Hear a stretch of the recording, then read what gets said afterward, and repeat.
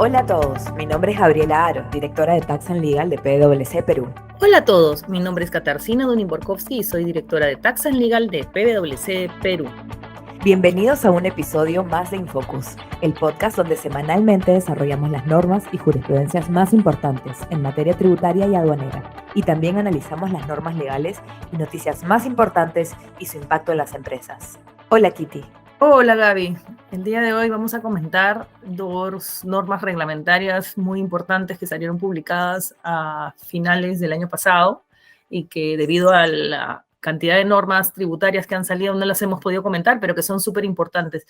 No sé, empecemos con creo que las de medios de pago. ¿Qué opinas? Para ponerlos un poquito en contexto, ¿no? En marzo del 2022, el 3 de marzo del 2022, se publicó un decreto legislativo, el 1529, que modificó la ley para la lucha contra la evasión y la formalización de la economía, ¿no? La ley 28.19.4. Esta es la famosa ley de bancarización que regula los medios de pago, ¿no? En este decreto legislativo de marzo del 2022, entre otras modificaciones, se estableció que para el caso del uso de medios de pago a través de empresas bancarias o financieras no domiciliadas, por ejemplo, depósitos en bancos del extranjero, no se considera cumplida la obligación del uso de medios de pago cuando estos pagos se canalicen a través de empresas bancarias o financieras que sean residentes de países o territorios no cooperantes o de baja o nula imposición, ¿no? Los llamados paraísos fiscales, ¿no? O también cuando se canalicen a través de establecimientos permanentes situados en estos países o territorios, ¿no?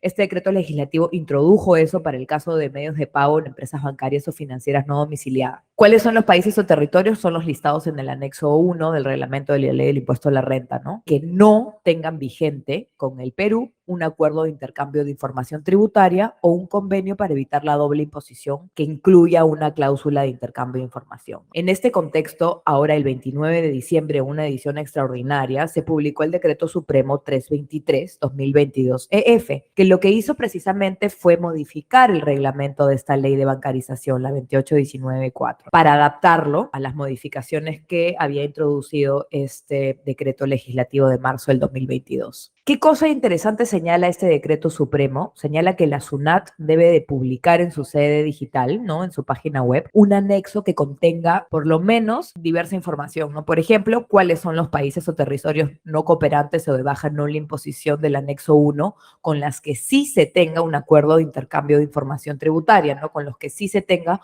un convenio para evitar la doble imposición que incluya una cláusula de intercambio de información. También SUNAT debe de publicar en su página web la indicación de si estamos hablando de un acuerdo de intercambio de información o un convenio, ¿no? Dependiendo de la jurisdicción que se esté analizando, la vigencia de este acuerdo de intercambio de información tributaria o la vigencia del convenio para evitar la doble imposición. Ahora, este decreto supremo del 29 de diciembre dice que este anexo debe publicarse dentro del plazo de 15 días calendarios desde la entrada en vigencia de este decreto supremo. Entendería que ya debería haber salido, porque lo que tiene que tener es toda esta información que listé, básicamente la lista de los paraísos fiscales con los que sí se tienen estos convenios, y además también obliga a la SUNAT a actualizar dentro de los 15 días de que haya habido algún cambio en estos acuerdos, en esta información, también publicar estos cambios, ¿no? Y Gaby, ¿cuáles son los efectos prácticos de esta norma? Mira, una cosa bien importante que señalar que el mismo decreto señala expresamente es que sin perjuicio de que a la fecha no se haya publicado, yo la verdad revisé la página web de la SUNAT antes de este episodio y no vi ningún tipo de publicación en este sentido. Lo importante es que esta lista tiene un carácter referencial, ¿no? El mismo decreto supremo que obliga a publicar esta lista señala que esta publicación del anexo y sus actualizaciones tiene un carácter referencial, ¿no? Básicamente lo imponen para que sea una herramienta de consulta para que los contribuyentes puedan ir a constatar y verificar si los países no cooperantes o de baja o nula imposición en las que, por ejemplo, están haciendo sus transferencias, ¿no? Están o no y tienen la restricción a la que se refiere la ley de bancarización, ¿no? Tiene la finalidad de poder ayudar a los contribuyentes a validar esto, ¿no? Entonces, a tu pregunta, ¿no? ¿Cuál es el efecto práctico, no? Yo, por ejemplo, si tengo un préstamo con una entidad financiera o una entidad bancaria en un paraíso fiscal, ¿no? Las transferencias que se hagan a través de este entidad, se van a entender que no cumplen con los medios de pago porque han sido canalizadas a través de estos paraísos fiscales, ¿no? Salvo que estemos hablando de un territorio que tenga estos convenios, ¿no? Por ejemplo, pensando en Panamá, por ejemplo, yo tengo depósitos en Panamá, recibo y transfiero desde Panamá. Panamá, si bien, como saben, es un país que está en el anexo 1 del reglamento como un territorio de baja o nula imposición. Lo cierto es que los medios de pago sí se aceptarían en la medida que tenemos un acuerdo de intercambio de información, ¿no? Perú ha suscrito la Convención sobre Asistencia Administrativa Mutua en materia fiscal de la OECD, que tiene y que involucra el estándar común de reporte e intercambio de información, que incluye, por ejemplo, entre otros países a Panamá, ¿no? Entonces, podríamos aplicar esa excepción y considerar que sí se entiende cumplido el requisito del medio de pago, ¿no? Con esta jurisdicción. Claro, las normas de medios de pago lo que persiguen es que las operaciones estén canalizadas a través, bueno, en un principio a través del sistema financiero peruano. Esta norma un poco flexibiliza para que también puedan ser utilizados los sistemas financieros extranjeros en ciertos supuestos que son los que se has mencionado. También comentar que hace poco salió una jurisprudencia, ¿no? De la Corte Suprema, también refería a medios de pago, evidentemente no en este tema específico, pero señalando o resaltando, ¿no? Que el objetivo de la norma es justamente, pues, que exista transparencia y si se entienden cumplido, pues, los requisitos de esa transparencia, el que no cumplas con la norma de medio de pago en estricto, pues no debería ser una causal de la pérdida de tu costo-gasto, porque claro, el gran perjuicio en no cumplir las normas de medios de pago es que la SUNAT te desconoce el costo y el gasto.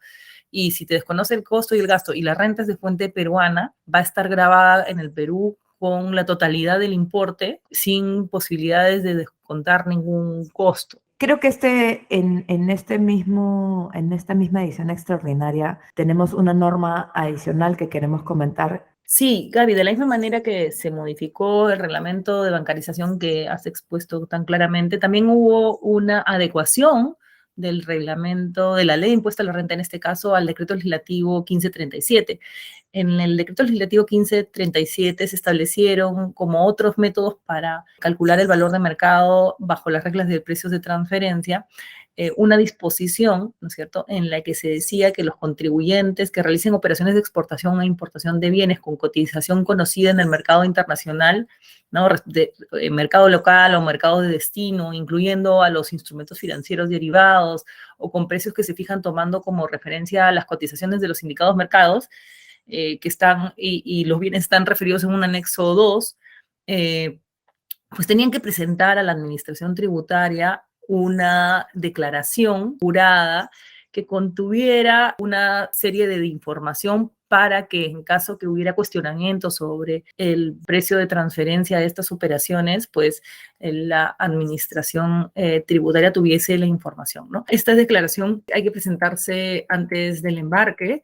Bueno, tiene ciertas regulaciones, pero la modificación al reglamento dada por decreto supremo indica qué cosa tiene que tener esa comunicación. Dice que tienes que adjuntar el contrato en formato digital, ¿no?, suscrito entre las partes de la operación internacional, donde esté identificado la contraparte, los países de domicilio y residencia fiscal, el correo electrónico, las características del contrato, la fecha de suscripción del contrato, la vigencia del contrato, una serie de información que es necesaria para justamente aplicar a estas disposiciones, ¿no? La descripción de la unidad de medida, los puertos de embarque. También la norma hace referencia a qué pasa si luego se cambia el precio. Como tú sabes, estas operaciones muchas veces cambian los precios cuando la mercadería está en su trayecto, pues, y la norma ahí te establece ciertas precisiones respecto de qué pasa cuando el valor se haya modificado. Todas las empresas que realizan estas operaciones pues deben estar muy atentas a este decreto supremo, ¿no?, publicado el mismo 29 de diciembre, como habías advertido. La norma es exactamente el decreto supremo 327-2022 CF. Tener en cuenta que se publicó en edición extraordinaria, si es que lo van a buscar en el Diario Oficial del Peruano. Y bueno, eso era lo que quería hacer comentar para que todas las empresas estén ya en conocimiento de esta. Esto último está pensado pues para todo lo que es comercialización de los commodities, ¿no? Como sabemos ya el artículo 32A tiene todo un régimen especial para determinar el valor de mercado de bienes y servicios cuando estamos hablando en operaciones de exportación e importación de bienes con cotización conocida en el mercado internacional, ¿no? Esto es especialmente relevante para esas transacciones. Correcto, sí, que son tan importantes, ¿no? Y que un poco también van a estar relacionadas con las operaciones de swap que habíamos comentado en el pedido de facultades que le ha solicitado el Ejecutivo al Congreso de la República y que, bueno, beneficiaría a los joyeros y a la exportación de metales peruanos. Gracias, Kitty. Gracias a todos. Los esperamos en un siguiente episodio de Infocus. Gracias, Gaby, y hasta la próxima semana. Chao.